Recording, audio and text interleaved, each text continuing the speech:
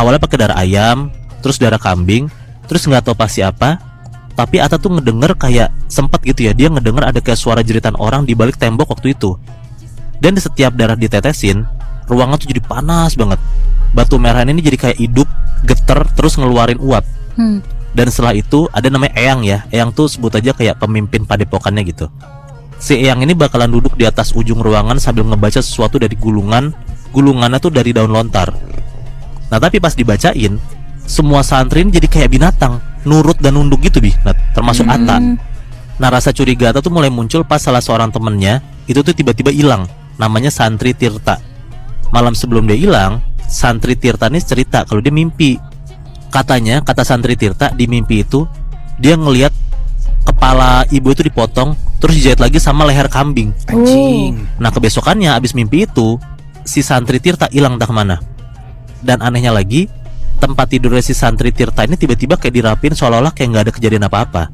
Dan setiap ditanya sama Atta nih, si Atta nanya ke santri-santri lain kayak, si Santri Tirta kemana gitu. Semua orang sama jawabannya cuman kayak gini, dia udah dibersihin, jangan sebut nama dia lagi. Nggak tahu tuh Atta tuh maksudnya apa. Sampai satu malam Atta nih ngedenger tiba-tiba ada kayak suara rintihan, kayak lirih gitu. Diikutin lah sama Atta karena dia kepo kan.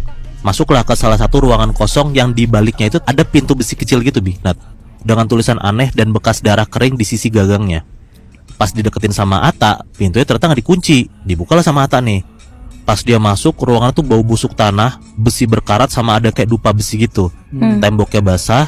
Terus di ujung ruangan, Atta tuh ngeliat kayak ada badan telentang dan beberapa kepala. Ya berarti tuh mayat gitu kan. Yang paling ngerinya lagi katanya, dari lubang leher si mayat-mayat ini, mayat-mayat yang nggak berkepala ini ya, ngeluarin uap hitam Bi. Nah, Wow. dan di meja batunya itu ada kayak jari-jari manusia ditancepin ke batang lilin. Atta tuh bener-bener kayak pingsan detik itu juga karena dia kaget kan ngelihat kayak hal-hal yang depan mata dia. Kebesokannya Atta tuh dipanggil nih sama si Eyang nih, sama si ketua padepokan ini nih, disuruh ngahadap lah. Atta takut banget di situ.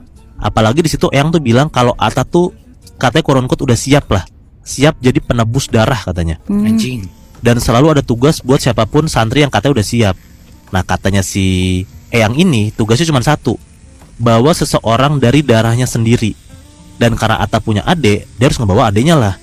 Nah persis tuh Bi, Nat, Jumat depannya adiknya tuh harus diserahin ke Eyangnya katanya. Cuman itu cara biar Atta bebas, katanya nggak ada cara lain.